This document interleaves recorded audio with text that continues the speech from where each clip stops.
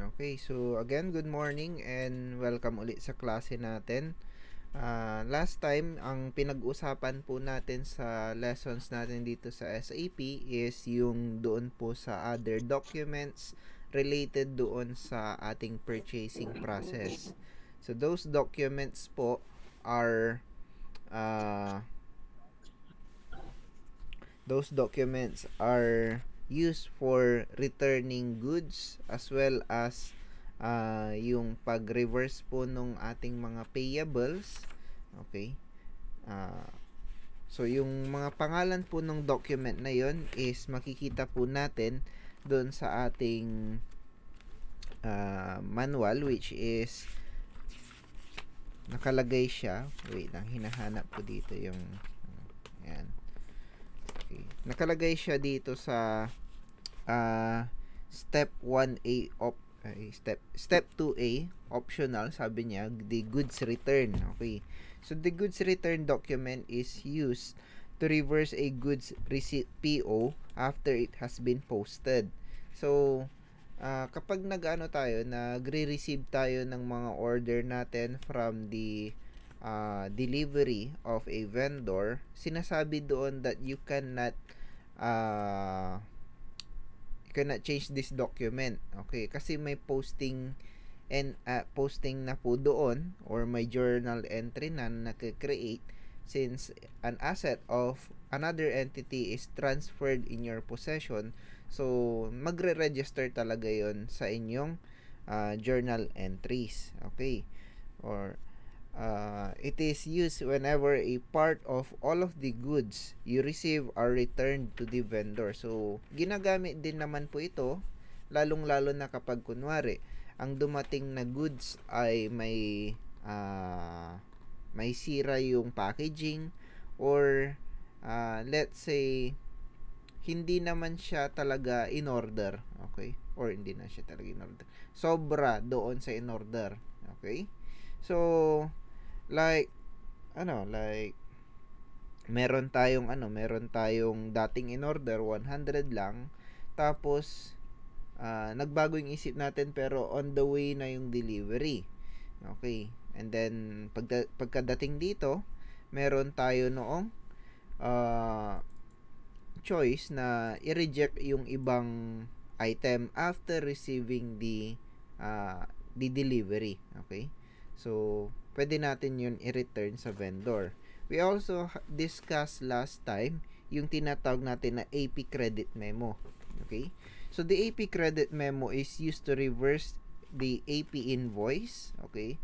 Kasi sa AP invoice, hindi naman tayo nagkakaroon ng changes pagdating sa inventory, but we have the postings doon sa pag-transfer ng from the goods received as parang lang siya, parang hindi pa siya considered as payable until na gawa natin siya ng invoice, then those received goods are considered to be our payable na kay vendor. Okay, meaning parang kinonsider na natin na part na ng asset natin or ari-arian natin yung na-receive natin na delivery. Okay? So, meron na tayong responsibility na bayaran yon. Okay? So, sana yun eh. Okay. So, used to reverse the AP invoice partially or entirely. Okay. After it has been posted, it credits the company for the goods returned to the vendor. Okay? So, ayan. Okay na yata yung SAP natin. And, ilalagin ko na lang po.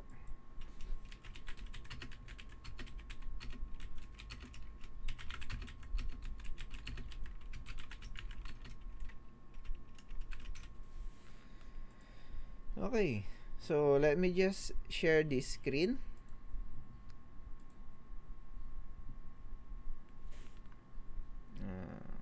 Ayaw mag-share.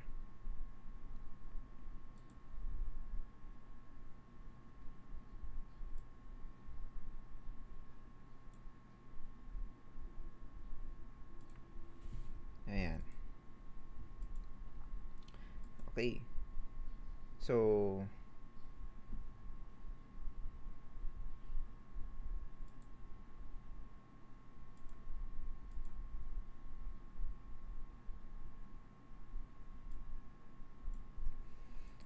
okay. So, yan na.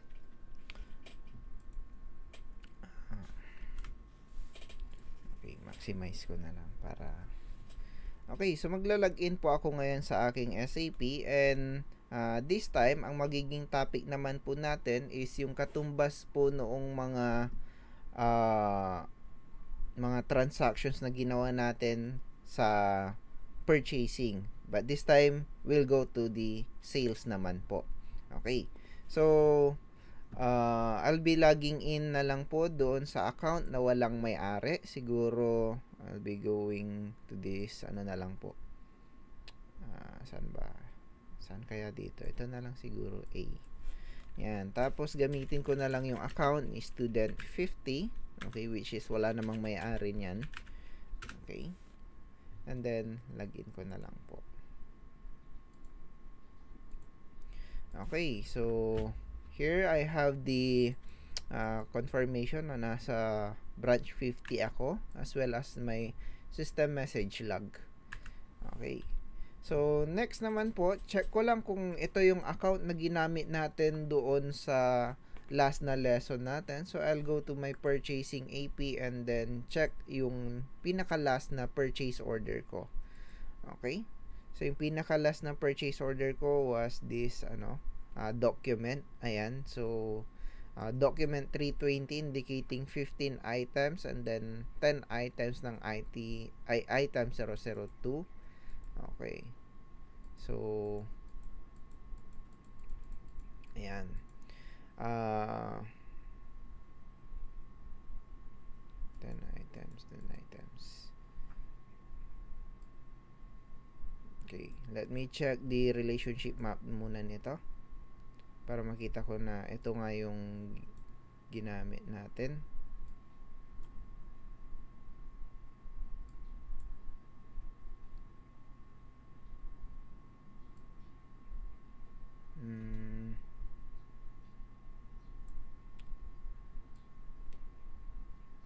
Okay. Chine-check ko lang po guys kung ito yung Okay, sige. This is good enough para i-perform yung ating lesson about sales naman po. Okay, so sa natin sa ating sales na transaction, gagamit pa rin tayo ng tinatawag natin na master data. Okay, yung master data na yun ay syempre yung item as well as the business partner. Pero ang kasosyo natin this time ay hindi na si vendor kundi si customer na. Okay. So sa sales po, okay. Ito po yung time na tayo naman po yung vendor. Okay? So try ko na lang gumawa ng isang business partner temporarily. Okay? Available for all branch na lang po siguro ito. Or siguro sa aking branch na lang muna para hindi naman po Okay, so here I have the business partner master data window opened in a find mode. So mag-a-add po ako ng bagong business partner ko. Okay. Tawagin ko na lang to as C0001. Ewan ko lang kung meron ng existing na ganyan. Siguro 2 na lang. Ayan. C0002. Okay? And then, ang aking magiging customer na lang po ay siguro sino ba yung nakikita ko dito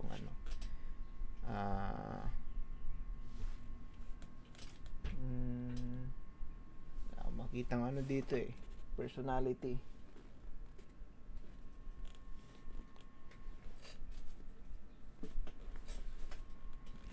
Okay, siguro si na lang. Customer ko daw si University of Luzon. Ayan. Okay, since ang company kasi natin ay nagbebenta daw ng ayan, palaki natin yung screen para kitang-kita ninyo. Okay. Okay, so University of Luzon, and bebenta natin siya ng electronic parts kasi yun naman talaga yung company natin. So, branch assignment, depende kung anong naka-assign sa inyo. Since ako ay naka-assign sa branch 50, kaya branch 50 lang pwede kong lagyan. Otherwise, magkaka-error tayo. Like, yan, pipilitin ko sa branch 49. Pwede yata. I-assign nga natin. Assign natin sa iba. Ayaw magpindot isa-isa pero yun lang. Isa-isa lang yung pipindutin. Okay, trabaho ya.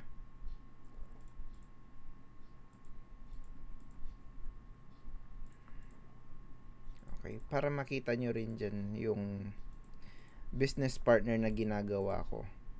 So, magiging available din siya sa inyong mga branch. Okay. Yun lang yung ano dito. Ayaw niyang select all na lang na ano, branch. Sige, kaya ko to. Ilan na lang. Okay, so update natin. Sana pwede siya. Okay, so University of Luzon, group construction din. Huwag naman construction. Siguro ano na lang. Customers. Yan. Yes. Okay. So, next. Gawan natin ng payment terms daw na 2P10 net 30. Ibig sabihin, meron siyang 30 days grace period para bayaran yung utang niya. Okay? And dun sa first 10 days po ng kanyang early payment will be meron siyang 2% discount. Ayan. So, ito po yung meaning ng 2P10 net 30. So, meron din tayo ng 3 installments net 30 or meron siyang 30 days na payment period. After that, overdue na siya. Okay? Pero wala siyang discount kahit na maaga siyang magbayad doon sa 30 days na yan. Or we can also define you. Siguro, dito muna tayo sa 2P10 net 30. Okay? So, next. Okay. I-add ko na lang po ito and then, yun. Ayaw niya talaga yung branch na ano eh, na hindi naka-assign sa akin. Okay, lalamit. Pindot na lalamit. Yun. Pwede na siyang ano, i-deselect lahat. Ayan. So, branch 50 lang talaga magagamit. Okay. So, kapag in-add ko na to, ayan. So, I have a new customer, C0002, University of Luzon with a payment term of 2P10 net 30. So, next naman po na gagawin natin, punta na tayo ng sales. So, gagamitin na lang natin yung dating item natin, okay, for this example. So, unang step po, sabi dyan, sales quotation. Okay, this is a draft po ng order ng ating customer. Okay, sales quotation kasi is an offer or proposal containing a price committed for specific goods or services that you would provide to a customer or a lead if accepted. Sabi dyan sa libro natin. So, meaning, ano lang po ito, proposal. Kapag meron tayong mga customer na magpapagawa ng quotation about a package, yun po yung binibigay natin. Okay? But the sales order naman po, okay, which is the step 2, this is the commitment from a customer or lead to buy at agreed quantities and price of the product na or service na bibili niya sa'yo. So, meaning, meron po itong changes pagdating po doon sa ating inventory. Dahil, sabi nga naman doon, meron ka ng commitment. Okay? So, try natin gumawa ng sales order agad. Yan. So, kunwari, bebentahan daw natin si University of Luzon. Ayan. So, meron na nga tayong si 001, si Mr. Donuts. Okay. So, si University of Luzon, delivery date will be the same day-to-day na lang po. Okay. Tapos, ang branch na pagdi-deliveran na, ang magbibigay pala ng order na to ay syempre yung branch na hawak ko. And then let's say bebentahan daw natin siya ng yung item na na ginamit na lang natin last time. Okay? So si wireless mouse, we have 7,890 in stock, and then item 2 of 39,000. Dami Okay? So item 1, item okay. So pwede rin naman ganyan. Item, tapos click nyo lang to, lahat ng item na may ganun na keyword, i-display niya na rin. Okay, so choose na lang natin yan. Okay, kunwari si University of Luzon ay mag-a-avail daw siya ng let's say 20 pieces ng item 001 and then 20 pieces din po ng item 002. Okay. Okay, sabi niya dyan, hindi na daw enough yung Bluetooth. Okay, bakit kaya? Tingnan natin. Ang aking nasa warehouse kasi, tingnan natin kung ilan ang laman ng warehouse na ito. Okay, ng item 002. Inventory data, and we'll go to the warehouse na hawak ko. Wala pala akong laman sa aking bodega.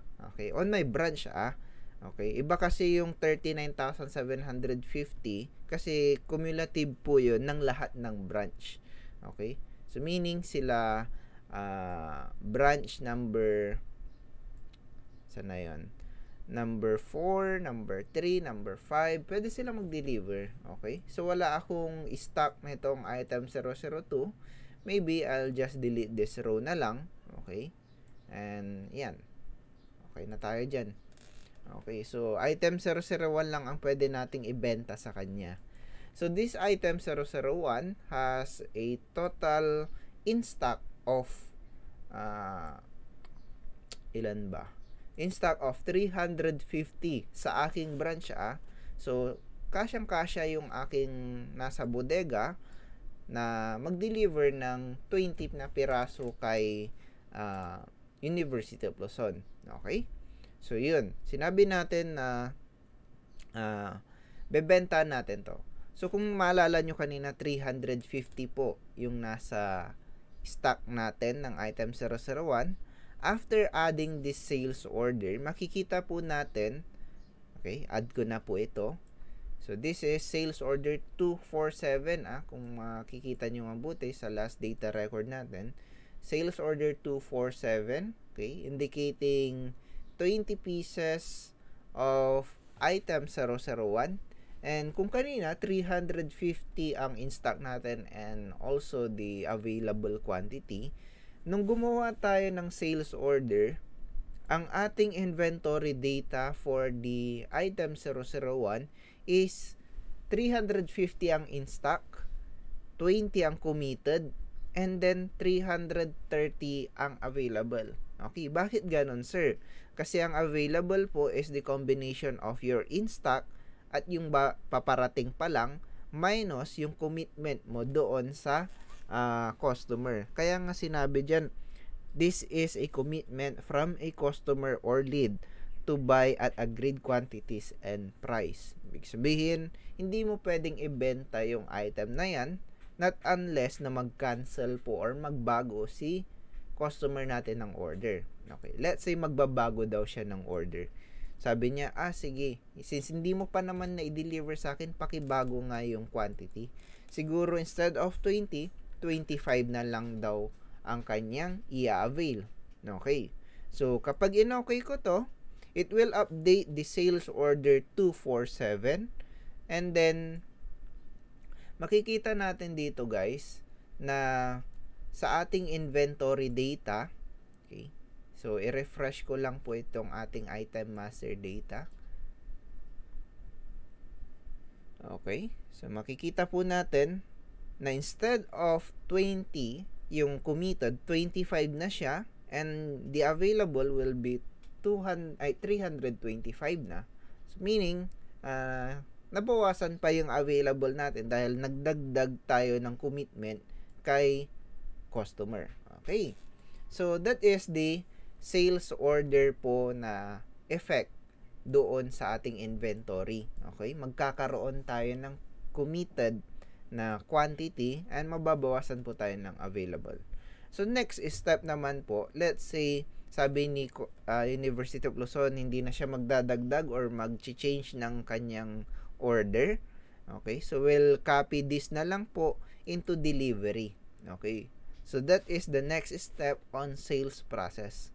So, the delivery is, sabi dyan, it indicates that the shipment of goods has occurred. Na i-transfer na yung ating property into the custody of the customer. Yan. Okay, so sa University of Luzon, marireceive niya. Ang katumbas po nito sa purchasing is kung sa kanya, sa perspective niya, this is the goods receipt PO sa kanya. Pero sa atin, since naibigay natin yung item, this is the delivery. Okay? So, let's say, out of 25 na item, okay, na in-order niya, nakapag-deliver tayo ng 15. Ayan. So, yan. Meron tayong 15 na naibigay sa kanya on delivery number 246. Okay. So, i-add ko po ito ngayon. And this will transfer the goods sa, sa bodega niya. Bahala na siya kung saan niya ilalagay na bodega yon. As long as tayo pero ay naibigay natin yung ating item kay customer. Okay? So, itabi ko muna tong sales order. Yan ko, lagay ko na lang dyan. Yan.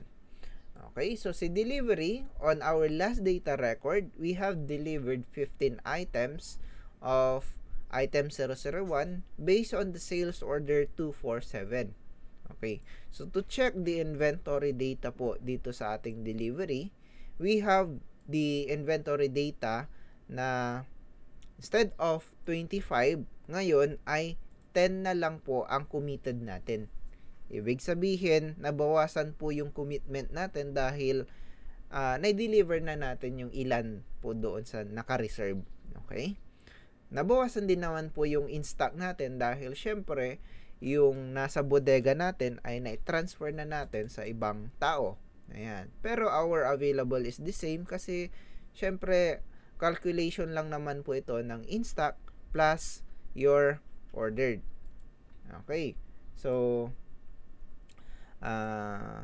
yan po yung natin. Yan po yung bagong inventory natin. Okay? After the delivery. So, close ko muna itong item master data and let's say magdi-deliver tayo ulit. Okay? So, prinamis natin kay customer natin na paparating na rin yung second batch ng order niya. Okay? Hindi lang nakasabay kasi kailangan pang i-check doon sa let's say quality control daw. Ayan.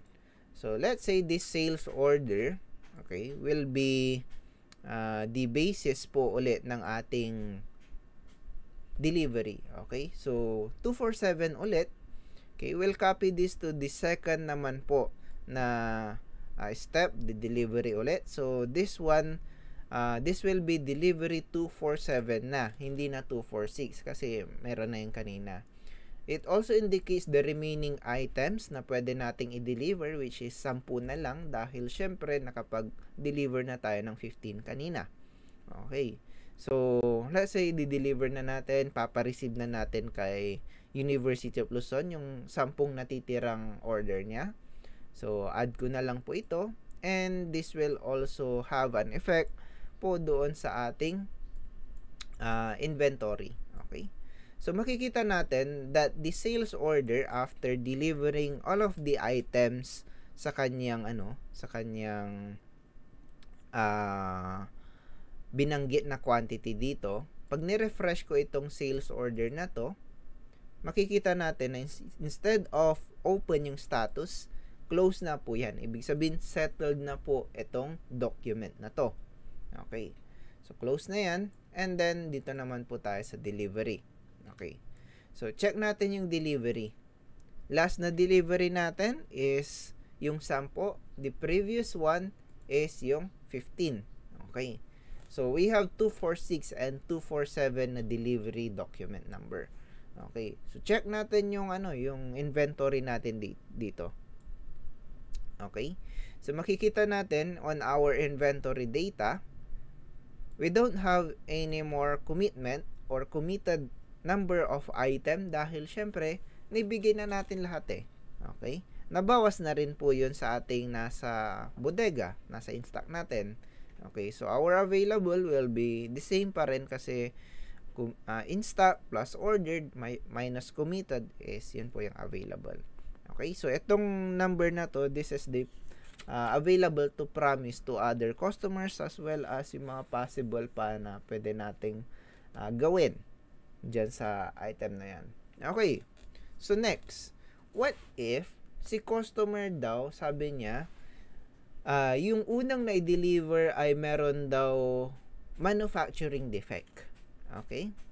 So, kasi hindi daw dumaan sa quality control yon, unlike the second one. So, gusto niya daw ibalik sa atin yung item. Okay?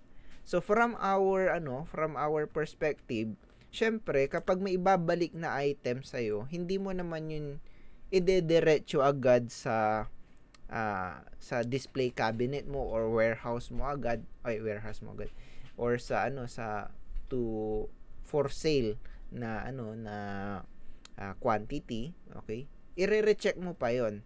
Okay, so makikita natin na kapag nag-return tayo on our journal entry later on, hindi siya diretso agad doon sa ating inventory. Okay, meron siyang paglalagyan, although part pa rin siya ng inventory, meron lang siyang classification na returns daw siya. Okay? So, let's say, yung unang delivery, which is the delivery number 246, that contains 15 items. Ito po yung sinasabi niya na ibabalik niya daw sa atin. Okay? So, from this delivery, ang gagawin lang po natin kapag nagre-return po si University of Luzon ng item na yon, okay, either partially or yung entire na delivery, okay, ang gagawin natin is we'll copy this to return. Yan. So, pwede ring return request pero this is just a draft. Okay. Diretso na tayo ng return. Yan. So, sa return po, ang mangyayari is that these 15 items will be returned to our warehouse. Okay? Mako-consider siya ulit as in stock. Tapos, hindi natin pwedeng singilin si customer sa item na ni-return niya, of course. Okay? Ang katumbas po nito doon sa ating last discussion sa purchasing ay yung goods return. Okay? Pag sa sales, return lang ang tawag sa document na yan. Okay, so this will be return number 16. Lahat daw ng number, nung quantity dito ay i-return niya dahil meron daw manufacturing defect talaga yung item na unang dineliver sa kanya. Okay, so this will be return number 16 and this is based on sales order 247 and deliveries 246. Okay. So, i-add ko na po ito.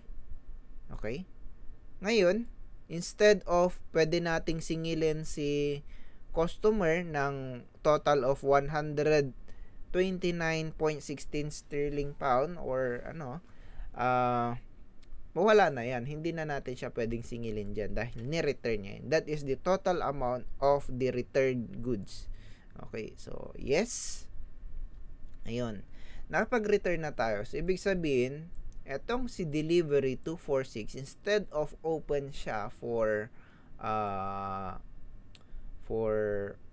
yung invoice, makikita natin na close na yan. Settled na po yung delivery na ito.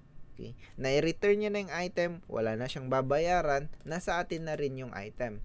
Okay? Check natin kung nasa atin nga talaga yung item. Click ko tong arrow na to para mapunta ako sa item master data and then I'll go to inventory data.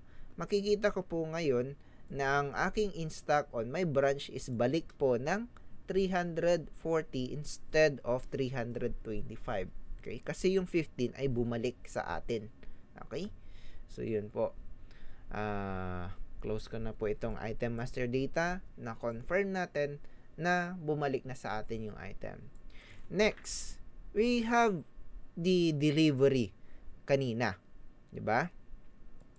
Yung delivery kanina is dalawa. May 246 and 247. Yung 247 hindi pa niya kina-cancel. So sabi niya, okay lang, sige, pakiresibuhan na lang po yung 247. Okay? So the 247 contains 10 pieces of item 001. So ang gagawin na po natin on our third step, okay, sa sales, which is the AR invoice, or sa inyong libro nakalagay dyan, step 4 na siya. Okay? Kasi hindi na natin dinaanan yung sales quotation eh. So sa step 4, okay, or the AR invoice, yun po yung susunod after the delivery. This will be the document na sinasabi dyan that this is the only document that must be created in the sales process. It is the request for payment and records the revenue in the profit and loss statement. Okay, so ito po yung talagang nagsasabi na kapag benta tayo. Ayan. Yung mga yung mga delivery, hindi pa natin pwedeng sabihin na benta na yun eh, kasi pwede pa nilang i-return. Okay? So, ayan. AR invoice na natin tong delivery 247. Okay, sasabihin niya dyan na si C0002 has exceeded credit limit by 86.11. May utang na siyang ganito kapag itutuloy mo. Bakit? Kasi hindi pa naman ibig sabihin na na-invoice ay nabayaran niya na. Maaring nakalista lang 'yan. Oo. Wala pa tayo sa sa paniningil. Okay. So, yes, okay. Kaya lang natin na magkaroon ng utang sa atin si University of Luzon. Yan, yes. So, this is the AR invoice. Walang pagbabago po sa ating inventory kapag gumawa tayo ng invoice. Pero, ang magiging lang po natin is, sabi nga doon, profit and loss statement. Meaning, this amount here will be registered as sales na natin. Okay? So, after this one, we have the receivable na kay C002. Okay? So, kapag in-add ko po ito, let's say, lahat daw yun ay tatanggapin niya yung responsibility na babayaran yan. So, let's add this one. Okay? Pinaalalahan niya tayo ulit na magkakaroon daw siya ulit ng utang. Yes. Yes. Okay. So, ngayon, makikita natin guys na si customer natin ay nagpagawa na ng resibo. Okay? So, yung resibo doon sa mga na-deliver na item sa kanya. Ito yun. AR invoice 225, which is based on sales order 247 and deliveries 247. Okay. So, makikita rin natin that we don't have any changes regarding doon sa ating inventory data dahil wala namang wala namang na-transfer na quantity of item into the entities involved as and kay University of Luzon. Okay? Pero makikita natin on the business partner master data, pag klinik ko tong arrow na to, meron na siyang balance sa atin. Ayan, 86.11. Okay? Receivable natin yan sa kanya. Balance niya yan sa atin. Utang niya. Okay? So, to check kung saan ba galing ito, pwede rin natin i-click itong arrow na to and it will go to the listahan ng mga balance nitong si C002. Yan, ay 0002. Yan, makikita natin na balance due 86.11 coming from origin number 225, which is the AR invoice. Okay. Kita natin, pag clinic ko to, balik tayo ng AR invoice. Ayan yun, no? Yan yung nagpapatunay na may utang nga siya na hindi pa niya na-settle. Okay? Open pa yung status, oh. Ayan. So, paano yun? Paano kung sakali man na si University of Luzon, after nating ma-invoice, ay sabi niya, ay hindi ko pala kayang bayaran yung 10. Okay? 5 lang.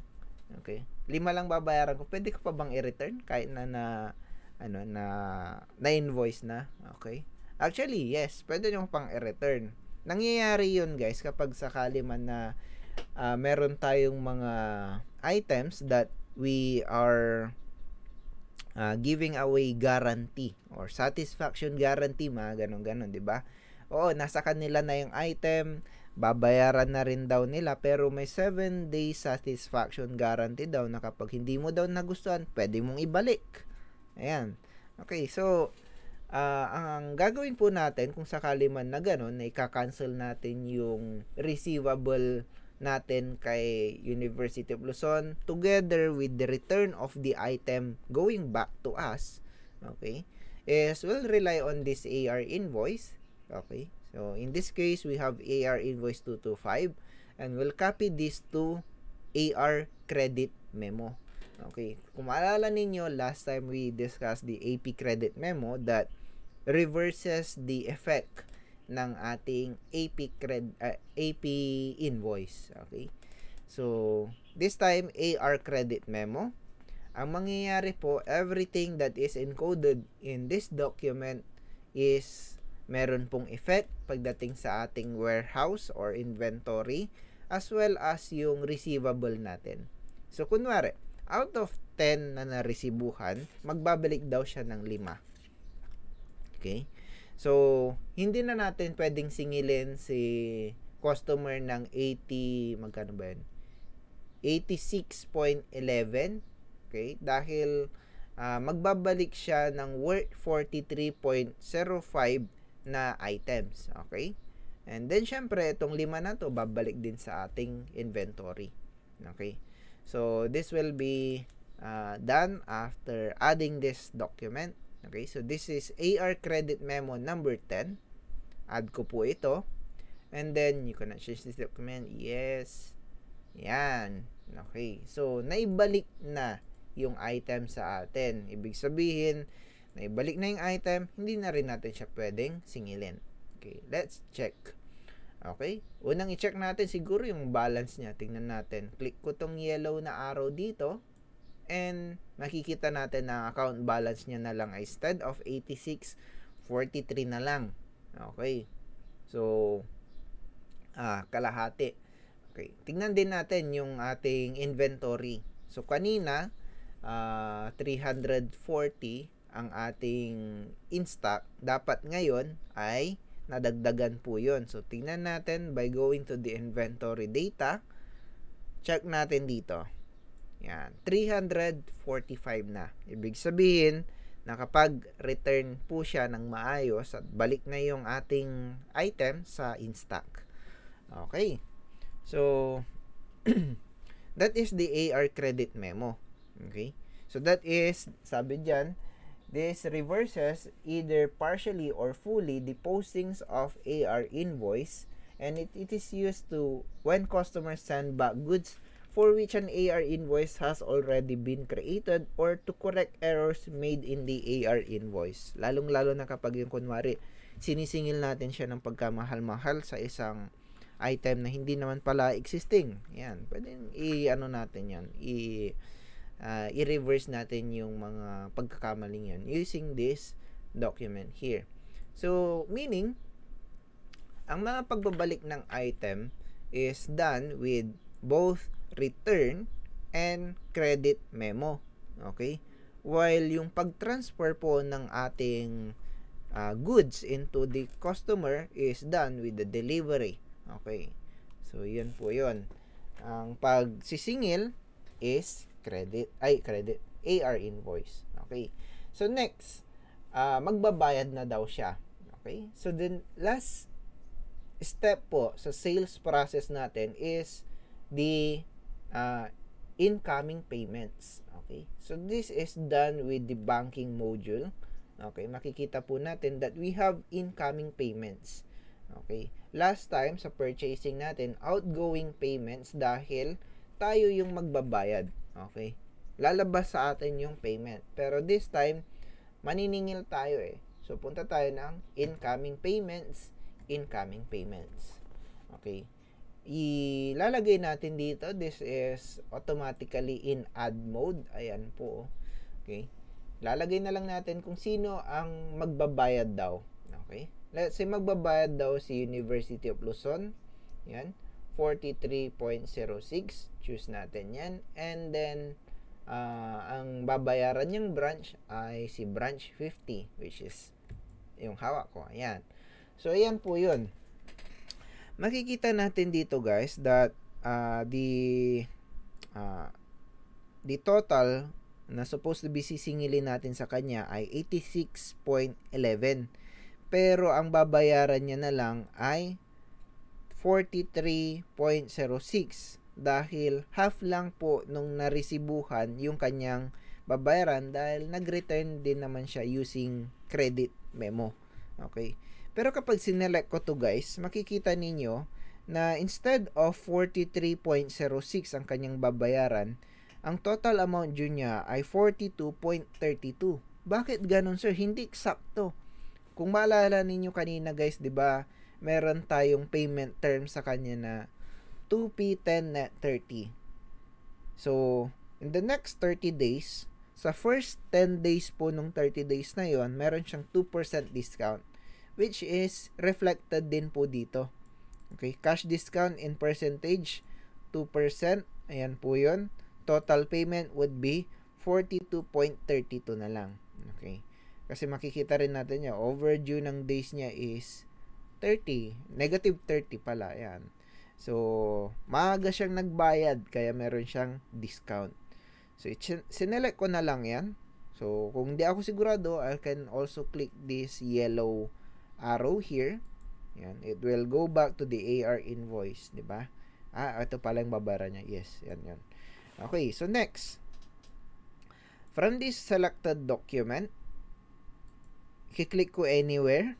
Okay? And then I'll select on payment means, or I can also click on this ano dito, yung icon dito, yung parang currency na icon, yung dollar dyan. Okay? Same din naman yan eh. Kahit saan yan. Kung hindi nyo makita yung payment means, pwede rin dito. Okay.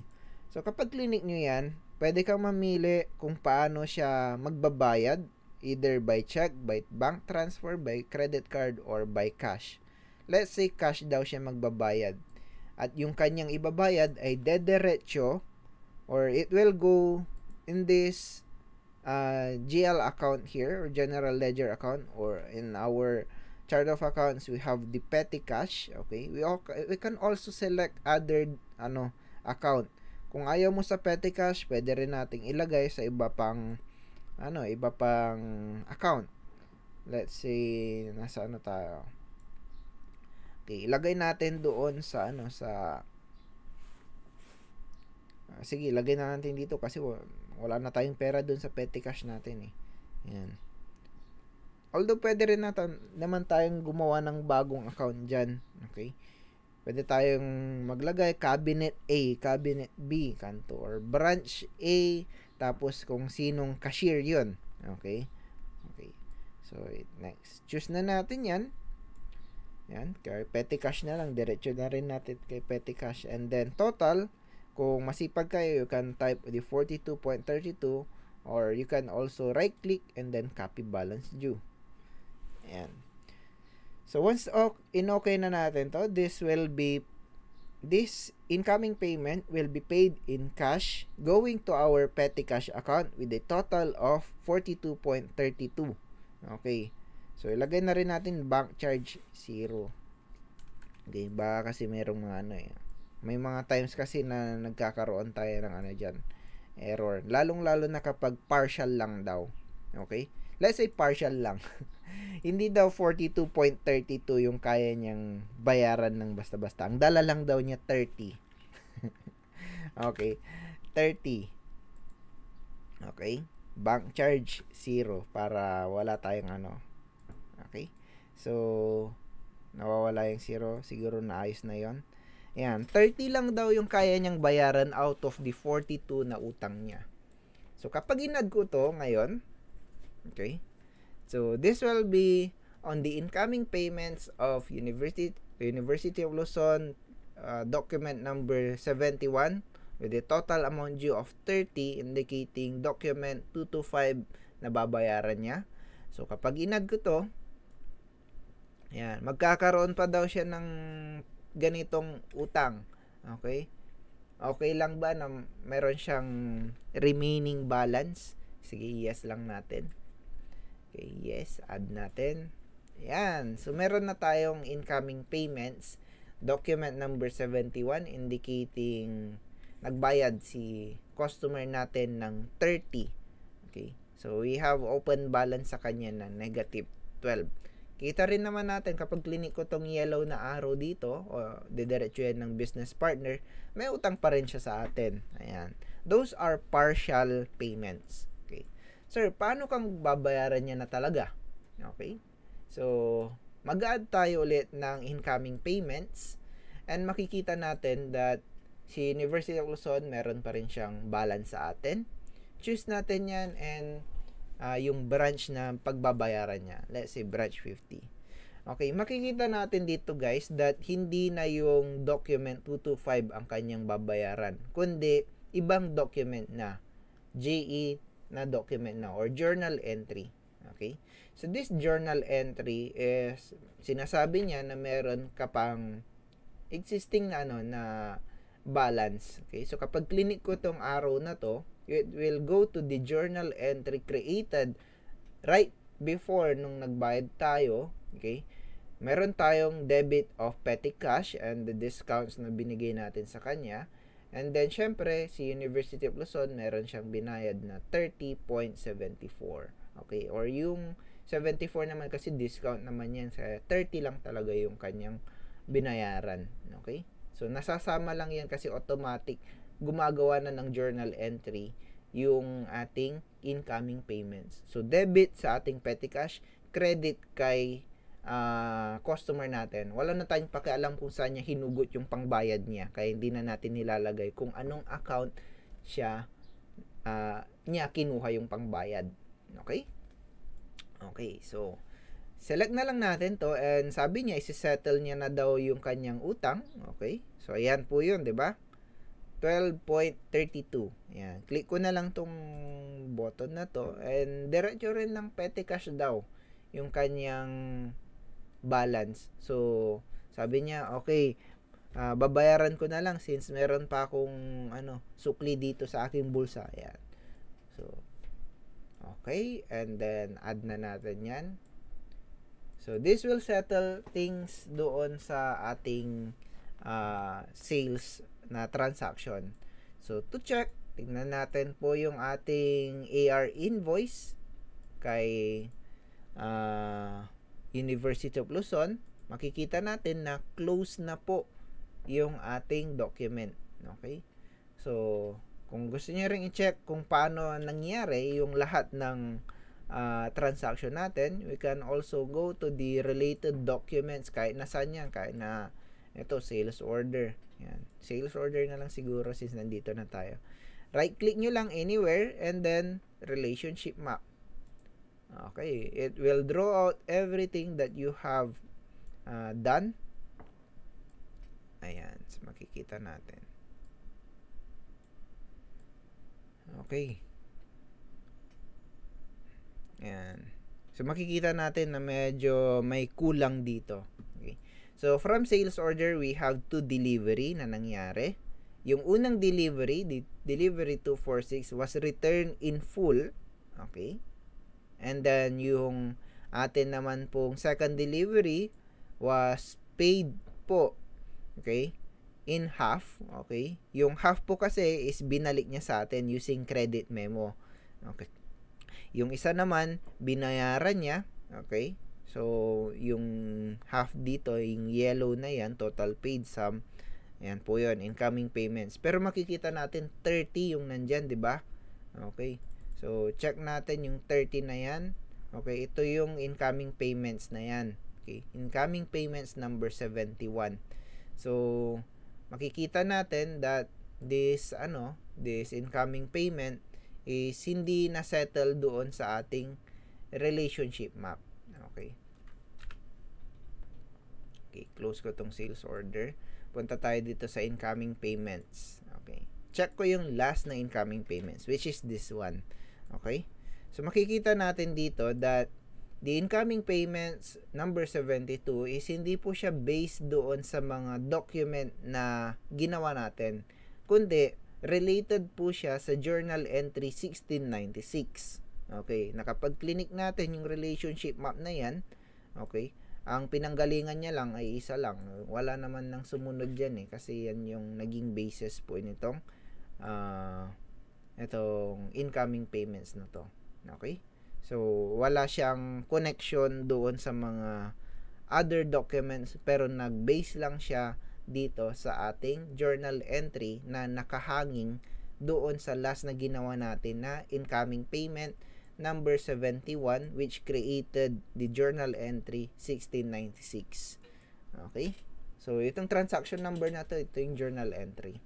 Okay, so yan po yung ano natin, yan po yung sa incoming payments natin. Okay, so that ends the discussion on the sales po na process when it comes to SAP, together with the optional documents such as the returns and then the AR credit memo. So, I hope you learned something po sa ating discussion for today, and have a nice day po.